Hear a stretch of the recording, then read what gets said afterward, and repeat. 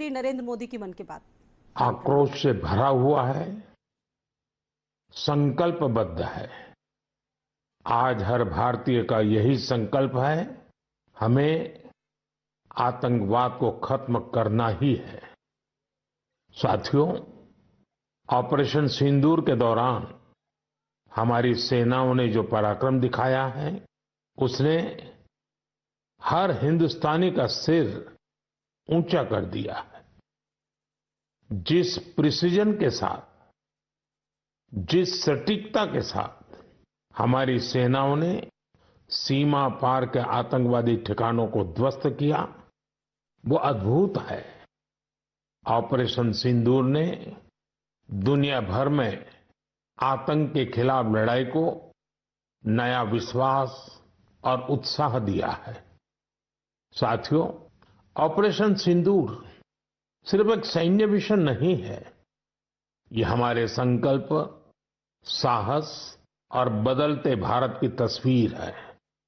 और इस तस्वीर ने पूरे देश को देशभक्ति के भावों से भर दिया है, तिरंगे में रंग दिया है। आपने देखा होगा, देश के कई शहरों में, गांवों में, छोटे छोटे कस्बों में तिरंगा यात्राएं निकाली गई। हजारों लोग हाथों में तिरंगा लेकर देश की सेना, उसके प्रति वंदन अभिनंदन करने निकल पड़े। कितने ही शहरों में सिविल डिफेंस वॉलंटियर बनने के लिए बड़ी संख्या में युवा एकजुट हो गए। और हमने देखा, चंडीगढ़ के वीडियो तो काफी वायरल हुए थे। सोशल मीडिया पर कविताएं लिखी जा रही थी, संकल्प गीत गाए जा रहे थे, छोटे छोटे बच्चे पेंटिंग बना रहे थे जिनमें बड़े संदेश छुपे थे। मैं अभी 3 दिन पहले बीकानेर गया था। वहां बच्चों ने मुझे ऐसी ही एक पेंटिंग भेंट की थी। ऑपरेशन सिंदूर ने देश के लोगों को इतना प्रभावित किया है कि कई परिवारों ने इसे अपने जीवन का हिस्सा बना लिया है। बिहार के कटिहार में, यूपी के कुशीनगर में और भी कई शहरों में उस दौरान जन्म लेने वाले बच्चों का नाम सिंदूर रखा गया है। साथियों, हमारे जवानों ने आतंक के अड्डों को तबाह किया। यह उनका अदम्य साहस था और उसमें शामिल थी भारत में बने हथियारों, उपकरणों और टेक्नोलॉजी की ताकत। उसमें आत्मनिर्भर भारत का संकल्प भी था। हमारे इंजीनियर्स, हमारे तकनीशियन, हर किसी का पसीना इस विजय में शामिल है। इस अभियान के बाद पूरे देश में वोकल फॉर लोकल को लेकर एक नई ऊर्जा दिख रही है। कई बातें मन को छू जाती है। एक माँ बाप ने कहा, अब हम अपने बच्चों के लिए सिर्फ भारत में बने खिलौने ही लेंगे। देशभक्ति की शुरुआत बचपन से होगी। कुछ परिवारों ने शपथ ली है, हम अपनी अगली छुट्टियां देश के किसी खूबसूरत जगह में ही बिताएंगे। कई युवाओं ने मेड इन इंडिया का संकल्प लिया है, वो देश में ही शादी करेंगे। किसी ने ये भी कहा है, अब जो भी गिफ्ट देंगे वह किसी भारतीय शिल्पकार के हाथों से बना होगा। साथियों, यही तो है भारत की असली ताकत, जन मन का जुड़ाव, जन भागीदारी। मैं आप सबसे भी आग्रह करता हूं, आइए इस अवसर पर एक संकल्प लें। हम अपने जीवन में जहां भी संभव हो देश में बनी चीजों को प्राथमिकता देंगे। यह सिर्फ आर्थिक आत्मनिर्भरता की बात नहीं है, यह राष्ट्र के निर्माण में भागीदारी का भाव है। हमारा एक कदम भारत की प्रगति में बहुत बड़ा योगदान बन सकता है। साथियों, बस से कहीं आना जाना कितनी सामान्य बात है, लेकिन मैं आपको एक ऐसे गांव के बारे में बताना चाहता हूं जहां पहली बार एक बस पहुंची इस दिन का वहां के लोग वर्षों से इंतजार कर रहे थे और जब गांव में पहली बार बस पहुंची तो लोगों ने ढोल नगाड़े बजाकर उसका स्वागत किया। बस को देखकर लोगों की खुशी का ठिकाना नहीं था। गांव में पक्की सड़क थी, लोगों को जरूरत थी, लेकिन पहले कभी यहां बस नहीं चल पाई थी। क्यों? क्योंकि ये गांव माओवादी हिंसा से प्रभावित था।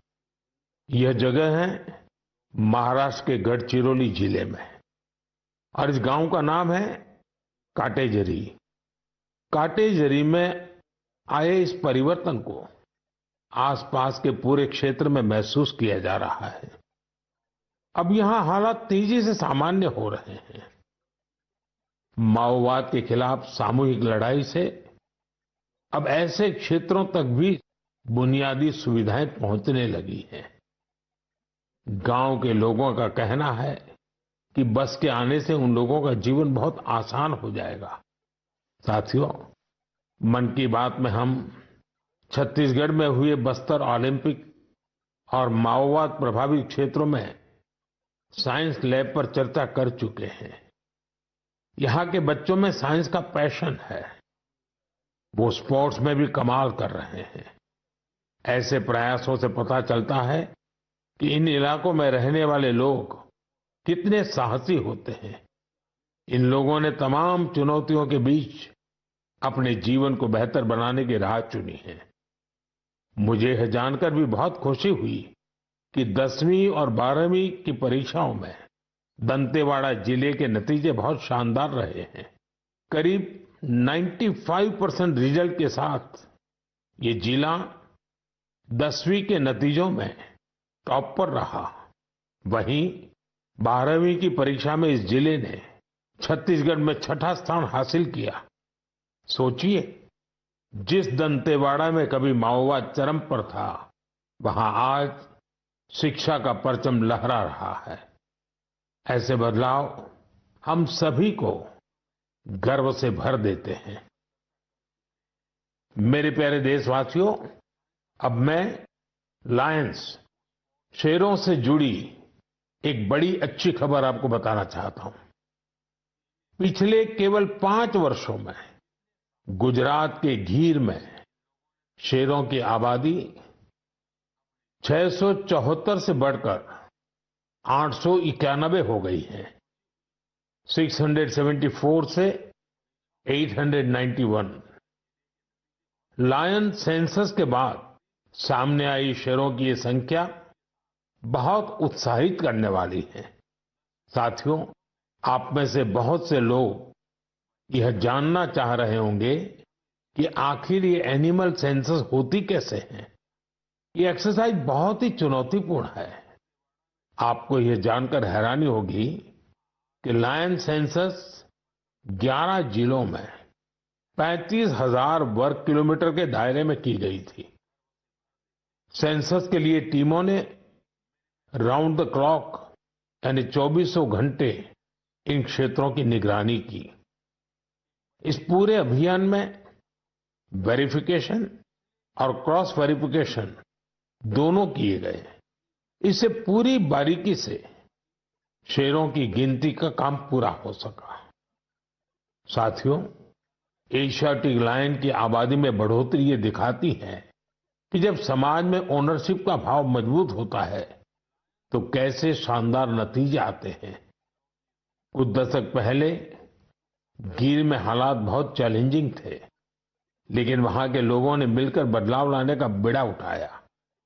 वहां लेटेस्ट टेक्नोलॉजी के साथ ही ग्लोबल बेस्ट प्रैक्टिसेस को भी अपनाया गया।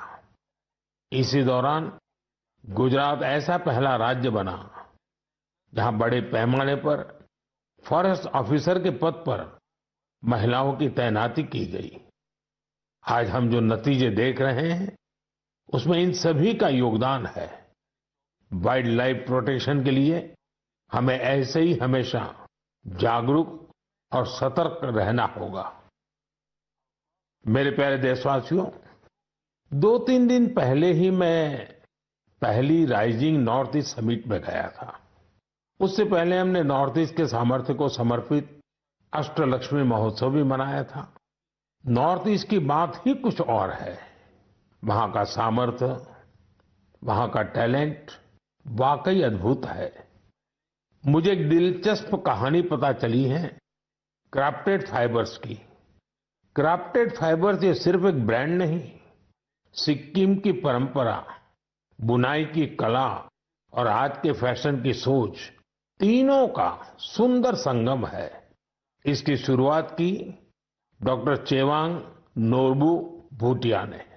पेशे से वो वेटरनरी डॉक्टर है और दिल से सिक्किम की संस्कृति के सच्चे ब्रांड एम्बेसडर। उन्होंने सोचा क्यों न बुनाई को एक नया आयाम दिया जाए और इसी सोच से जन्म हुआ क्राफ्टेड फाइबर का। उन्होंने पारंपरिक बुनाई को मॉडर्न फैशन से जोड़ा और इसे बनाया एक सोशल एंटरप्राइज। अब उनके यहाँ केवल कपड़े नहीं बनते, उनके यहाँ जिंदगियां बुनी जाती है। वे लोकल लोगों को स्किल ट्रेनिंग देते हैं, उन्हें आत्मनिर्भर बनाते हैं। गांवों के बुनकर, पशुपालक और सेल्फ हेल्प ग्रुप, इन सबको जोड़कर डॉक्टर भूटिया ने रोजगार के नए रास्ते बनाए हैं। आज स्थानीय महिलाएं और कारीगर अपने हुनर से अच्छी कमाई कर रहे हैं। क्राफ्टेड फाइबर्स के शॉल, स्टॉल, दस्ताने, मोजे सब लोकल हैंडलूम से बने होते हैं। इसमें जो ऊन का इस्तेमाल होता है वो सिक्किम के खरगोशों और भेड़ों से आता है। रंग भी पूरी तरह प्राकृतिक होते हैं, कोई केमिकल नहीं, सिर्फ प्रकृति की रंगत। डॉक्टर भूटिया ने सिक्किम की पारंपरिक बुनाई और संस्कृति को एक नई पहचान दी है। डॉक्टर भूटिया का काम हमें सिखाता है कि जब परंपरा को पैशन से जोड़ा जाए तो वो दुनिया को कितना लुभा सकती है। मेरे प्यारे देशवासियों, आज मैं आपको एक ऐसे शानदार व्यक्ति के बारे में बताना चाहता हूं जो एक कलाकार भी हैं और जीती जागती प्रेरणा भी है। नाम है जीवन जोशी, उम्र 65 साल। अब सोचिए, जिनके नाम में ही जीवन हो वो कितनी जीवंतता से भरे होंगे। जीवन जी उत्तराखंड के हल्द्वानी में रहते हैं। बचपन में पोलियो ने उनके पैरों की ताकत छीन ली थी, लेकिन पोलियो उनके हौसलों को नहीं छीन पाया। उनके चलने की रफ्तार भले ही कुछ धीमी हो गई, लेकिन उनका मन कल्पना की हर उड़ान उड़ता रहा। इसी उड़ान में जीवन जी ने एक अनोखी कला को जन्म दिया। नाम रखा बगेट। इसमें वो चीड़ के पेड़ों से गिरने वाली सूखी छाल से सुंदर कलाकृतियां बनाते हैं। वो छाल जिसे लोग आमतौर पर बेकार समझते हैं, जीवन जी के हाथों में आते ही धरोहर बन जाती है। उनकी हर रचना में उत्तराखंड की मिट्टी की खुशबू होती है। कभी पहाड़ों के लोक वाद्य यंत्र, तो कभी लगता है जैसे पहाड़ों की आत्मा उस लकड़ी में समा गई हो। जीवन जी का काम सिर्फ कला नहीं, एक साधना है। उन्होंने इस कला में अपना पूरा जीवन समर्पित कर दिया है। जीवन जोशी जैसे कलाकार हमें याद दिलाते हैं कि परिस्थितियां चाहे जैसी भी हो, अगर इरादा मजबूत हो तो नामुमकिन कुछ नहीं। उनका नाम जीवन है और उन्होंने सच में दिखा दिया कि जीवन जीना क्या होता है। मेरे प्यारे देशवासियों, आज कई ऐसी महिलाएं हैं जो खेतों के साथ ही अब आसमान की ऊंचाइयों पर काम कर रही हैं। जी हां, आपने सही सुना। अब गांव की महिलाएं ड्रोन दीदी बनकर ड्रोन उड़ा रही हैं और उससे खेती में नई क्रांति ला रही है। साथियों, तेलंगाना के संगारेड्डी जिले में कुछ समय पहले तक जिन महिलाओं को दूसरों पर निर्भर रहना पड़ता था, आज वे ही महिलाएं ड्रोन से 50 एकड़ जमीन पर दवा के छिड़काव का काम पूरा कर रही है।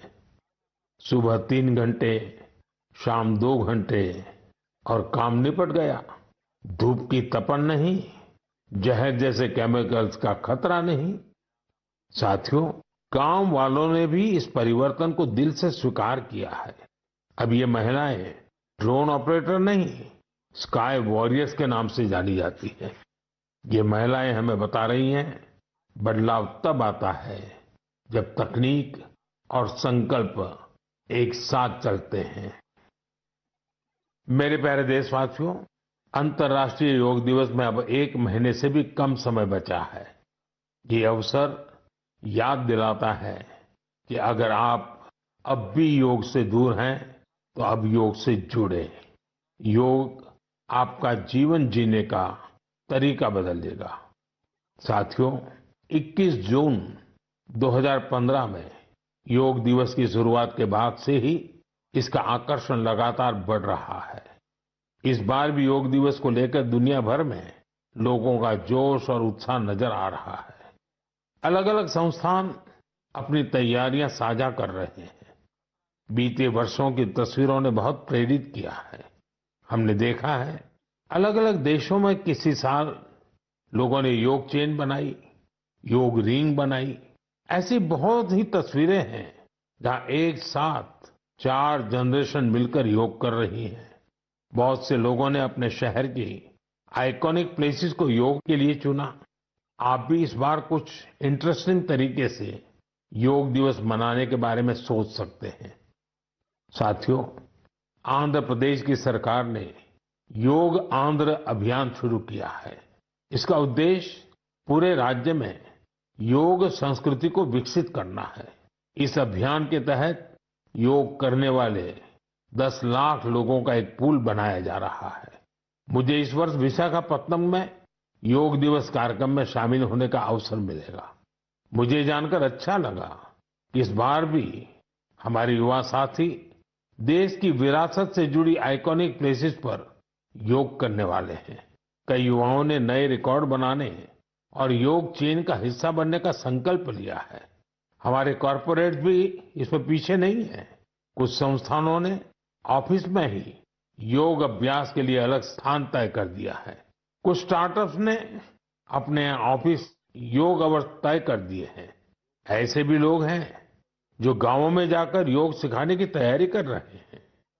हेल्थ और फिटनेस को लेकर लोगों की ये जागरूकता मुझे बहुत आनंद देती है। साथियों, योग दिवस के साथ साथ आयुर्वेद के क्षेत्र में भी कुछ ऐसा हुआ है जिसके बारे में जानकर आपको बहुत खुशी होगी। कल ही यानी 24 मई को WHO के डायरेक्टर जनरल और मेरे मित्र तुलसी भाई की मौजूदगी में एक MOU साइन किया गया है। इस एग्रीमेंट के साथ ही international classification of health interventions के तहत एक डेडिकेटेड ट्रेडिशनल मेडिसिन मॉड्यूल पर काम शुरू हो गया है। इस पहल से आयुष को पूरी दुनिया में वैज्ञानिक तरीके से अधिक लोगों तक पहुंचाने में मदद मिलेगी। साथियों, आपने स्कूलों में ब्लैक बोर्ड तो देखा होगा, लेकिन अब कुछ स्कूलों में शुगर बोर्ड भी लगाया जा रहा है। ब्लैक बोर्ड नहीं, शुगर बोर्ड। CBSE की इस अनोखी पहल का उद्देश्य है बच्चों को उनके शुगर इंटेक के प्रति जागरूक करना। कितनी चीनी लेनी चाहिए और कितनी चीनी खाई जा रही है, ये जानकर बच्चे खुद से ही हेल्दी विकल्प चुनने लगे हैं। ये एक अनोखा प्रयास है और इसका असर भी बड़ा पॉजिटिव होगा। बचपन से ही स्वस्थ जीवन शैली की आदतें डालने में ये काफी मददगार साबित हो सकता है। कई अभिभावकों ने इसे सराहा है और मेरा मानना है ऐसी पहल दफ्तरों, कैंटीनों और संस्थानों में भी होनी चाहिए। आखिरकार सेहत है तो सब कुछ है। फिट इंडिया ही स्ट्रांग इंडिया की नींव है। मेरे प्यारे देशवासियों, स्वच्छ भारत की बात हो और मन की बात के श्रोता पीछे रहें, ऐसा कैसे हो सकता है भला? मुझे पूरा विश्वास है कि आप सब अपने अपने स्तर पर इस अभियान को मजबूती दे रहे हैं। लेकिन आज मैं आपको एक ऐसी मिसाल के बारे में बताना चाहता हूं जहां स्वच्छता के संकल्प ने पहाड़ जैसी चुनौतियों को भी मात दे दी। आप सोचिए, कोई व्यक्ति बर्फीली पहाड़ियों पर चढ़ाई कर रहा हो, जहां सांस लेना मुश्किल हो, कदम कदम पर जान को खतरा हो, और फिर भी वो व्यक्ति वहां सफाई में जुटा हो। ऐसा ही कुछ किया है हमारी आईटीबीपी की टीमों के सदस्यों ने। ये टीम माउंट मकालू जैसे विश्व की सबसे कठिन चोटी पर चढ़ाई के लिए गई थी। पर साथियों, उन्होंने सिर्फ पर्वतारोहण नहीं किया, उन्होंने अपने लक्ष्य में एक मिशन और जोड़ा, स्वच्छता का। चोटी के पास जो कचरा पड़ा था, उन्होंने उसे हटाने का बीड़ा उठाया। आप कल्पना कीजिए, 150 किलो से ज्यादा नॉन बायोडिग्रेडेबल वेस्ट इस टीम के सदस्य अपने साथ नीचे लाए। इतनी ऊंचाई पर सफाई करना कोई आसान काम नहीं है, लेकिन यह दिखाता है कि जहां संकल्प होता है, वहां रास्ते अपने आप बन जाते हैं। साथियों, इसी से जुड़ा एक और जरूरी विषय है पेपर वेस्ट और रिसाइकलिंग। हमारे घरों और दफ्तरों में हर दिन बहुत सारा पेपर वेस्ट निकलता है।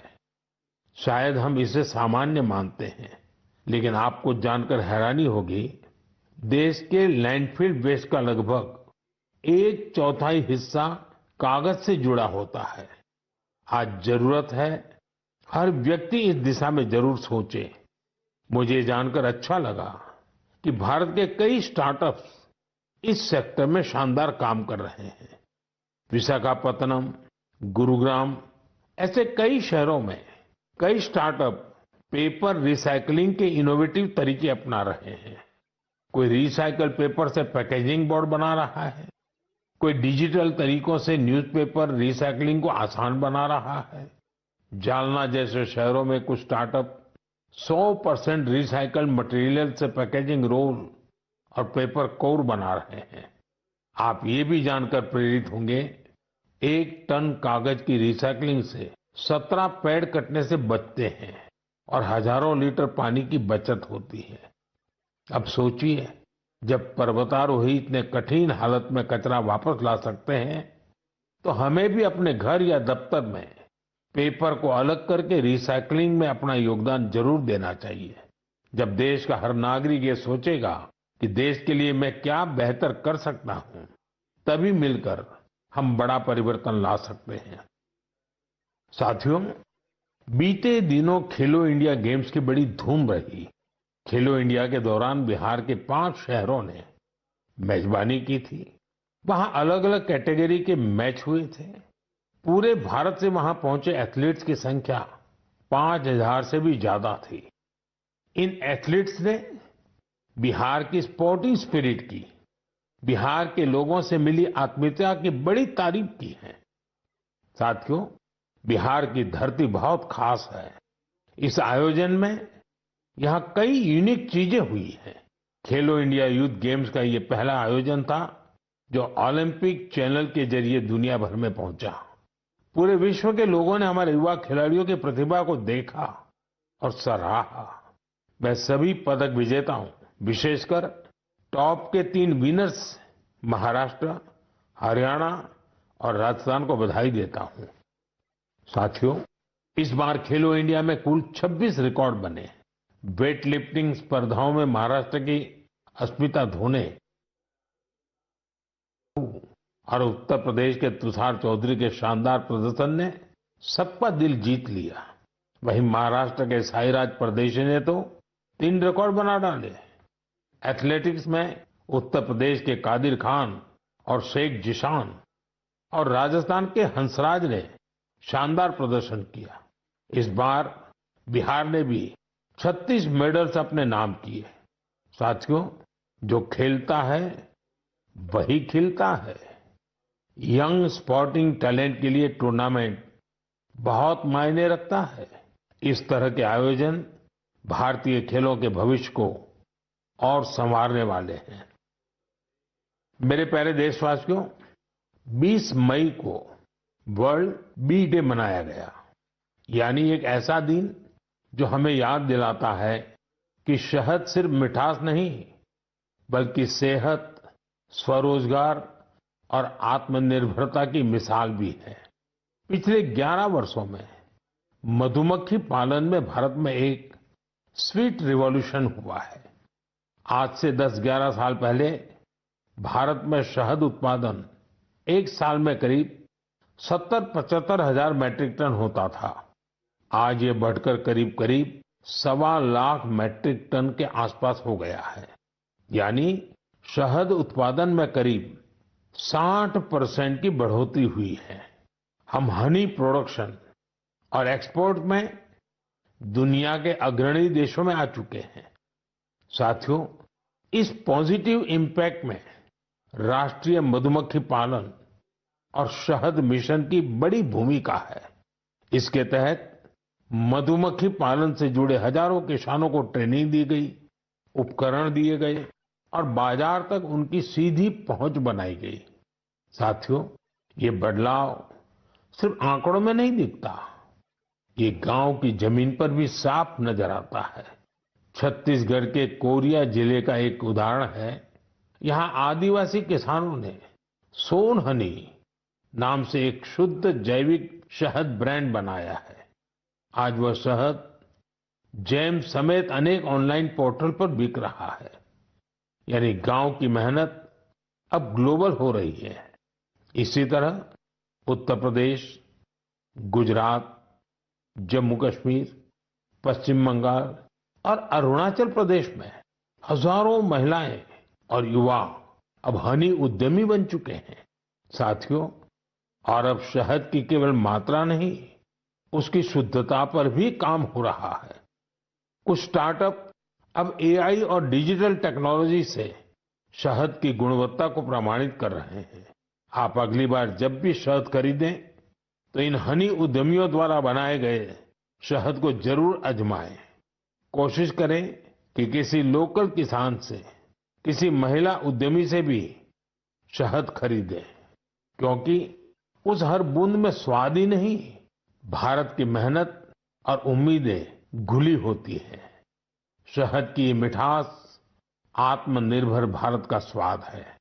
साथियों, जब हम शहद से जुड़े देशों के प्रयासों की बात कर रहे हैं, तो मैं आपको एक और पहल के बारे में बताना चाहता हूं कि हमें याद दिलाती है कि हनी बीज की सुरक्षा सिर्फ पर्यावरण की नहीं, हमारी खेती और फ्यूचर जनरेशन की भी जिम्मेदारी है। ये उदाहरण है पुणे शहर का, जहां एक हाउसिंग सोसाइटी में मधुमक्खियों का एक छत्ता हटाया गया। शायद सुरक्षा के कारण या डर की वजह से, लेकिन इस घटना ने किसी को कुछ सोचने पर मजबूर कर दिया। अमित नाम के एक युवा ने तय किया कि बीज को हटाना नहीं, उन्हें बचाना चाहिए। उन्होंने खुद सीखा, मधुमक्खियों पर सर्च की और दूसरों को भी जोड़ना शुरू किया। धीरे धीरे उन्होंने एक टीम बनाई जिसे उन्होंने नाम दिया बी फ्रेंड्स, यानी बी मित्र। अब ये बी फ्रेंड्स मधुमक्खियों के छत्तों को एक जगह से दूसरी जगह सुरक्षित तरीके से ट्रांसफर करते हैं, ताकि लोगों को खतरा न हो और हनी बीज भी जिंदा रहे। अमित जी के इस प्रयास का असर भी बड़ा शानदार हुआ है। हनी बीज की कॉलोनी बच रही है, हनी प्रोडक्शन बढ़ रहा है और सबसे जरूरी है, लोगों में अवेयरनेस भी बढ़ रही है।